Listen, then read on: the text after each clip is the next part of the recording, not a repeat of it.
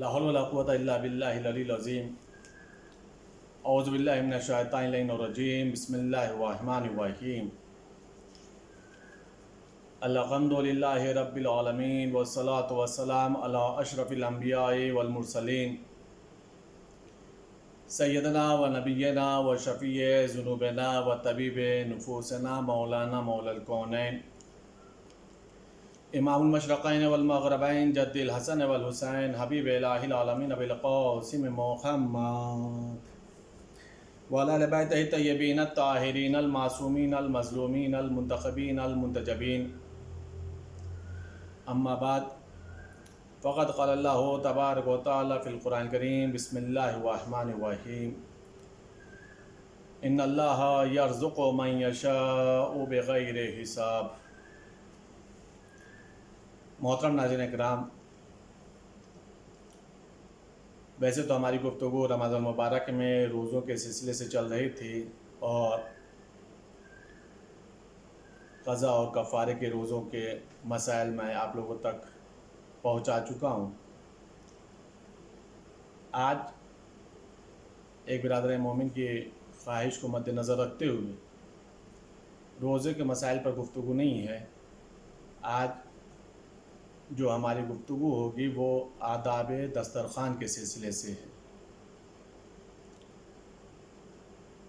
آج کی تقریر یہ 15 رمضان مبارک کی آپ حضرات سماعت فرما رہے ہیں۔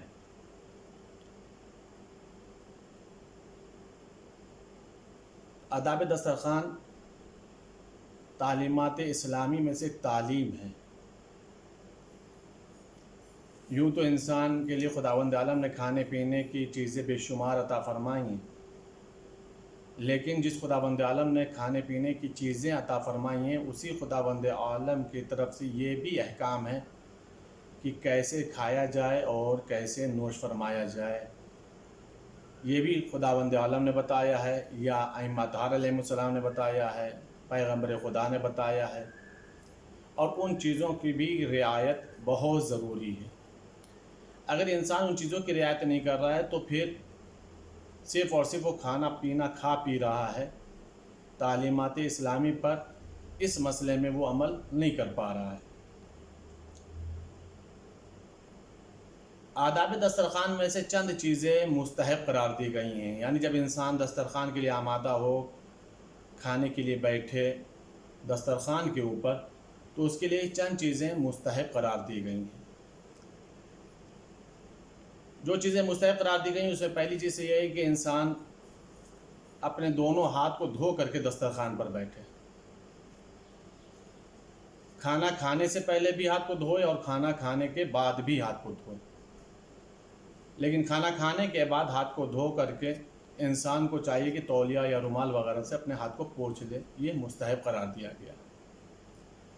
اگر دسترخوان پر مہمان بھی ہو، آپ میزبان ہو، ہم میزبان ہو اور ہمارے دسترخوان پر کوئی مہمان ہو، تو آداب دسترخوان میں یہ ہے کہ میزبان کو چاہیے کہ کھانے کی شروعات کرے اور انتہا بھی اپنے ہی اوپر کرے، یعنی اس وقت تک کھانا کھاتے رہے جب تک مہمان کا کھانا ختم نہ ہو جائے، مہمان کھانا کھا کے فارغ نہ ہو جائے، یعنی اپنے ہاتھ کو وہ نہ روکے۔ مستحب یہ ہے کہ کھانا کی ابتدا اور انتہا، اول اور آخر میں انسان کو چاہیے کہ نمک کو چکھے، یہ مستحب ہے۔ لیکن معصوم نے جو اس کے فضائل بیان فرمائے ہیں وہ کمال کے فضائل ہیں۔ معصوم فرماتے ہیں کہ جب ابتدا اور انتہا میں تم نمک رکھو گے کھانے میں تو خداوند عالم تمہیں 70 امراض سے محفوظ رکھے گا، جس میں چھوٹے مرض کا نام برس ہے، یعنی خداوند عالم ان امراض سے، ان بیماریوں سے خداوند عالم محفوظ رکھے گا۔ کھانا اگر سج جائے، دسترخوان پر کھانا لگ جائے، نعمتیں چن دی جائیں، تو پھر انسان کو کسی چیز کا منتظر نہیں رہنا چاہیے۔ اگر کئی نعمتیں دسترخوان پر ہوں، انواع و اقسام ہوں، مختلف نعمتیں ہوں دسترخوان پر، تو مستحب یہ ہے کہ ہر نعمت کے لیے انسان بسم اللہ الرحمن الرحیم کہے۔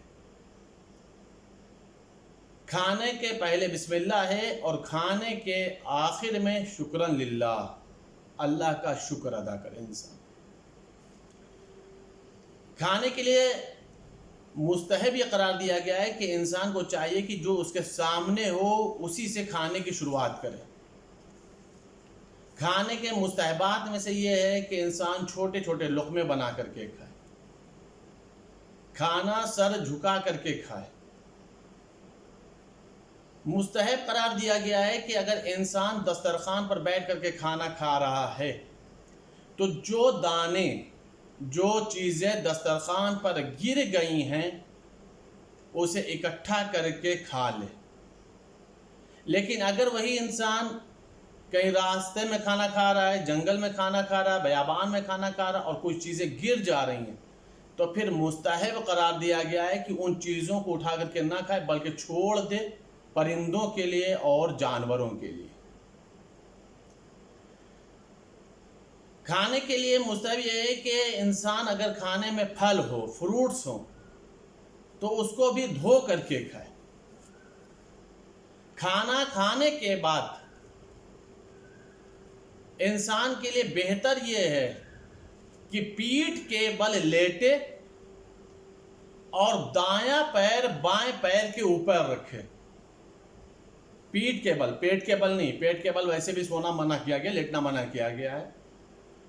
پیٹھ کے بل ایک دم سیدھے لیٹے اور دائیں پیر کو بائیں پیر کے اوپر رکھے، یہ مستحب قرار دیا گیا۔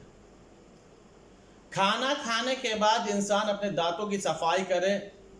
مستحب تو یہ قرار دیا گیا کہ یہ خلال کرے۔ خلال کہتے ہیں کہ کسی باریک لکڑی کے ٹکڑے وغیرہ جو ہوتے ہیں نیم وغیرہ کے، اس سے اپنے دانتوں کی صفائی کرے۔ ویسے اصلاً یہ ہے کہ دانتوں کو صاف کرے، منہ کو صاف کرے۔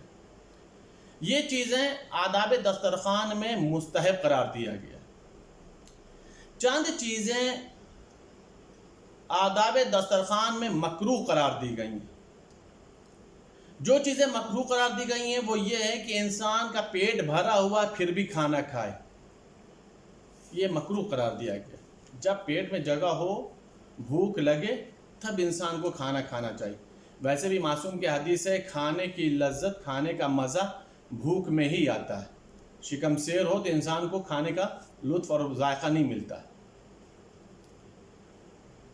شکم سیر ہو کر کے اگر انسان کھانا کھا رہا ہے، پیٹ بھرا ہوا پھر بھی دسترخوان پہ بیٹھ گیا تو یہ مکروہ قرار دیا گیا۔ بہت زیادہ کھانا یہ مکروہ قرار دیا گیا۔ پیغمبر کی حدیث ہے کہ اللہ کی نگاہ میں بری عادتوں میں یہ عادت ہے، اللہ کی نگاہ میں اس انسان کی یہ بری عادت شمار کی گئی ہے کہ جو بہت زیادہ کھاتا۔ گرم کھانا کھانا مکروہ قرار دیا گیا۔ اس چیز کو اگر محسوس کیا جائے تو ایک عجیب بات ہے کہ اب آج کے زمانے میں انسان کھانے کا ٹیسٹ محسوس ہی کرتا ہے کہ گرم کھانا ہوگا تو بہت اچھا رہے گا، لیکن یہ مکروہ قرار دیا گیا۔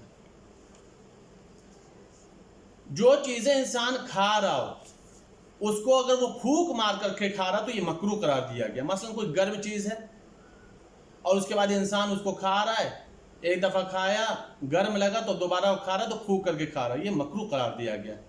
کسی بھی کھانے اور پینے والی چیز کو پھونک کر کے کھانا مکروہ قرار دیا گیا۔ روٹی کو چاقو سے کاٹنا مکروہ قرار دیا گیا۔ روٹی کو کھانے کے برتن سے نیچے رکھنا یہ بھی مکروہ قرار دیا گیا۔ مطلب یہ ہے کہ اگر جیسے جس پلیٹ میں ہم نے دوسری نعمتوں کو نکالا ہے، مثال کے طور پہ کوئی سالن ہے، دال ہے، کچھ بھی اگر نکالا ہے تو اسی کے پلیٹ میں روٹی بھی ہونا چاہیے، یا پھر روٹی کے لیے دوسری پلیٹ ہو۔ ایسا نہ ہو کہ پلیٹ میں دوسری چیزیں رکھی ہوں اور خود دسترخوان کے اوپر یا پلیٹ سے نیچے روٹی کو رکھا جائے، یہ مکروہ قرار دیا گیا۔ جو فروٹ، جو پھل چھلکے کے ساتھ کھانے والے ہوں ان کو چھلکا اتار کر کے کھایا جائے، مکروہ قرار دیا گیا ہے۔ مثال کے طور پر سیب ہے، سیب کو چھلکے کے ساتھ کھایا جاتا ہے، لیکن کبھی کبھی یہ بھی دیکھنے میں آتا ہے کہ سیب کا چھلکا اتار کر کے کھانے والے ملتے ہیں۔ اب وہ کسی مجبوری کے تحت کھا رہا تو ایک الگ بات ہے۔ اصلاً یہ ہے کہ جن چیزوں کا چھلکا اتارا نہیں جاتا ان کو اگر چھلکا نکال کر کے کھایا جا رہا ہے تو یہ مکروہ قرار دیا گیا آداب دسترخوان میں۔ کسی بھی چیز کو ختم ہونے سے پہلے پھینک دینا، مثال کے طور پہ فروٹ ہے یا کوئی بھی چیز ہے، آدھا کھایا اس کا پھینک دیا، ختم نہیں کیا اسے پھینک دیا، 3 حصہ کھایا 1 حصہ پھینک دیا، یہ مکروہ قرار دیا گیا۔ اتنا ہی انسان لے، اتنا ہی کاٹ کر کے کھائے کہ جتنا وہ کھا سکتا ہو، پھینکا نہ جائے، یہ مکروہ قرار دیا گیا۔ کچھ چیزیں پانی کے مسئلے میں بھی جو مستحب بھی قرار دی گئیں۔ پانی کا مسئلہ یہ ہے کہ خواہش کے مطابق انسان پانی پیے، پانی پینے سے پہلے بسم اللہ کہے، پانی پینے کے بعد الحمدللہ کہے، پانی کو 3 سانس میں پیے، 3 حصے میں پانی کو پیے۔ پانی کو پیتے وقت انسان کو چاہیے دائیں ہاتھ میں جو بھی ہو گلاس وغیرہ جس سے وہ پانی پی رہا ہے وہ دائیں ہاتھ میں لے کر کے پانی کو پیے۔ اور پانی پیتے وقت اہم ترین عبادت جو کہا جائے مستحب ہے، بہت زیادہ اس پر زور دیا گیا کہ انسان کو چاہیے کہ امام حسین اور اہل حرم کی پیاس کو یاد کرے اور قاتلین امام حسین علیہ السلام پر لعنت کرے، یہ مستحب قرار دیا گیا۔ پانی میں پینے میں کچھ چیزیں مکروہ قرار دی گئی ہیں۔ مثال کے طور پہ ٹوٹے ہوئے برتن کے اس حصے سے پانی پینا جو حصہ ٹوٹا ہوا، مثال کے طور پہ گلاس ہے، درار پڑی ہوئی ہے، کوزہ ہے ٹوٹا ہوا ہے، اس حصے سے پانی کو پینا مکروہ قرار دیا گیا۔ مرغن غذا کھانے کے بعد پانی کو پینا مکروہ قرار دیا گیا۔ اتنا پانی پی لینا کہ پورا پیٹ میں جگہ نہ رہے، یا یہ کہا جائے ایک دم ٹائٹ ہو گیا، پیٹ فل ہو گیا، وہ مکروہ قرار دیا گیا۔ یہ چند باتیں کھانے اور پینے کے سلسلے سے، یعنی پانی اور نعمت الہیہ کے سلسلے سے ہیں جو مستحب قرار دی گئی ہیں اور مکروہ قرار دی گئی ہیں۔ اس پہ ہمیں اور تمام ناظرین اور سامعین کو اس بات پر خیال رکھنا چاہیے اور رعایت کرنا چاہیے۔ ایک بات میں ضمناً عرض کرتا چلوں کہ جو چیزیں مستحب ہیں اگر ہم اس کو بجا لا کر کے دسترخوان پر نعمت الہیہ کو نوش فرما رہے ہیں تو خدا بند عالم کی بارگاہ میں اجر کے مستحق پر قرار پائیں گے، اس لیے کہ مستحب عمل پر خدا بند عالم میں ثواب رکھا ہے۔ اگر ہم یہ کام انجام دیں گے تو صرف اور صرف کھانے کا ہی مسئلہ حل نہیں ہوگا، بلکہ کھانے کے ساتھ ساتھ ہمارا شمار عبادت میں بھی ہوگا اور ہم جزا کے بھی مستحق قرار پائیں گے۔ میں نے ایک بات ابھی ضمناً عرض کی تھی مکروہ میں کہ انسان ایک چیز کھائے اور پوری کمپلیٹ نہ کرے اور اس کا کچھ حصہ اٹھا کر کے پھینک دی، یہ مکروہ قرار دیا گیا۔ معصوم نے اس کے اوپر بہت زیادہ تاکید کی ہے، اور جس انداز سے تاکید کی ہے اس کے اوپر بھی توجہ طلب مسئلہ ہے۔ معصوم کے سامنے کھجور کا تشت آیا، ہدیہ کا کھجور تھا، چونکہ اہل بیت پر صدقہ حرام ہے، ہدیہ کا کھجور تھا، معصوم کے سامنے کھجور کا تشت لا کر کے رکھا گیا۔ معصوم نے بسم اللہ کر کے کھجور کے دانے کو اٹھایا، کھجور کو لیا اور کھانے لگا۔ اس کے بعد جو بغل میں اصحاب و انصار بیٹھے تھے، مولا نے کہا آپ لوگ بھی بسم اللہ، آپ لوگ بھی نوش فرما، وہ لوگ بھی نوش فرمانے لگے۔ تبھی نگاہ معصوم نے کیا دیکھا کہ ایک شخص ہے آدھی کھجور کھاتا ہے اور آدھی کھجور پھینک دیتا ہے۔ مولا نے اس کو ٹوکا، مولا نے اس کو منع کیا، روکا اور کہا بھائی یہ کیا تو کر رہا ہے؟ اس میں 3 مسئلے آ رہے ہیں۔ کہا کیا مسئلہ ہے مولا؟ کہا پہلی بات تو نعمت الہی کی توہین کر رہا ہے، یہ نعمت الہی کی توہین ہے، تجھے کھانا چاہیے تو پورا کھا، یہ کھجور ختم نہیں ہو رہی، رکھی ہوئی ہے، ایک ختم کر دے پورا پھر دوسرا لے۔ دوسرا مسئلہ یہ ہے کہ جو اتنا تو ضائع کر رہا ہے، برباد کر رہا ہے، اسراف کر رہا ہے۔ بہت سارے ایسے بندے خدا ہیں جو اتنے بھی رزق کے لیے ترستے ہیں، اتنی بھی نعمت کے لیے ترستے ہیں، اور تجھے اللہ نے عطا فرمایا ہے تو قدر نہیں کر رہا ہے۔ اور تیسری چیز یہ ہے کہ جس چیز کو تو قدر سے دیکھ نہیں رہا ہے، لاپرواہی سے پھینک دے رہا ہے، کوئی اہمیت نہیں دے رہا ہے، یہی رزق کا حصہ میدان محشر میں اللہ کے سامنے تیرا ہی فریاد کرے گا، تیری شکایت کرے گا، میرے معبود تیرا فلاں بندے نے میری قدر نہیں کی تھی۔ آپ نے غور فرمایا عزیزان گرامی، یعنی جن چیزوں کو مکروہ قرار دیا گیا ہے شریعت نے اس کے بھی ریزن بیان کیے ہیں، اور جن چیزوں کو مستحب قرار دیا گیا ہے اس کے بھی شریعت نے ریزن بیان کیے ہیں۔ ہمیں ان چیزوں کی رعایت اور ان تعلیمات پر عمل کرنے کی ضرورت ہے تاکہ ہم کراہیت سے بچیں اور مستحبات پر عمل کر کے اللہ کی جزا کے حقدار بن سکیں۔ یہ ہے آداب اسلامی، یہ ہے تعلیمات اسلامی دسترخوان کے سلسلے سے۔ پیغمبر اکرم حضرت محمد مصطفیٰ صلی اللہ علیہ وآلہ وسلم اپنے اصحاب کو مخاطب کر کے جملہ ارشاد فرماتے ہیں۔ دیکھیں اس چیز کے اندر بھی جو تعلیمات دی گئی ہیں، جو پیغمبر ارشاد فرما رہے ہیں، اس چیز کے اوپر بھی غور کرنے کی ضرورت ہے۔ پیغمبر ارشاد فرماتے ہیں کہ کیا میں تم لوگوں کو بتاؤں کہ سب سے بڑا کاہل کون ہے، سب سے بڑا جفاکار کون ہے، سب سے بڑا بخیل کون ہے، سب سے زیادہ عاجز کون ہے؟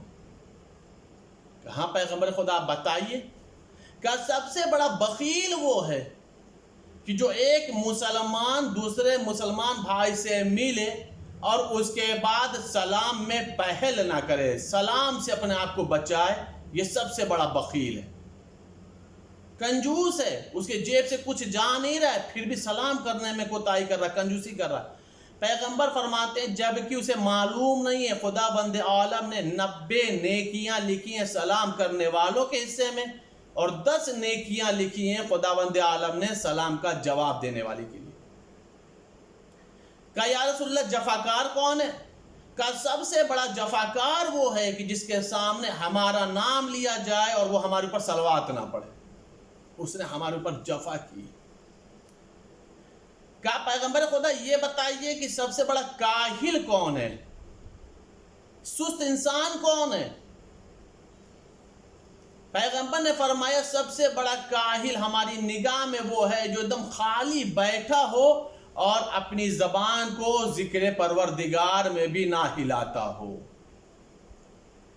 اپنے زبان کو ذکر پروردگار میں نہ ہلاتا ہو۔ معصوم کی روایت ہے، شیخ کلینی نے اس روایت کو نقل فرمایا ہے کہ اگر کوئی انسان دن بھر میں صرف لا الہ الا اللہ 100 مرتبہ کہہ دیتا ہے تو خدا بند عالم کی نگاہ میں اس کا یہ عمل افضل ترین عمل اس وقت تک شمار ہوتا ہے کہ جب تک اس سے زیادہ کسی نے لا الہ الا اللہ دن بھر میں نہ کہا ہو۔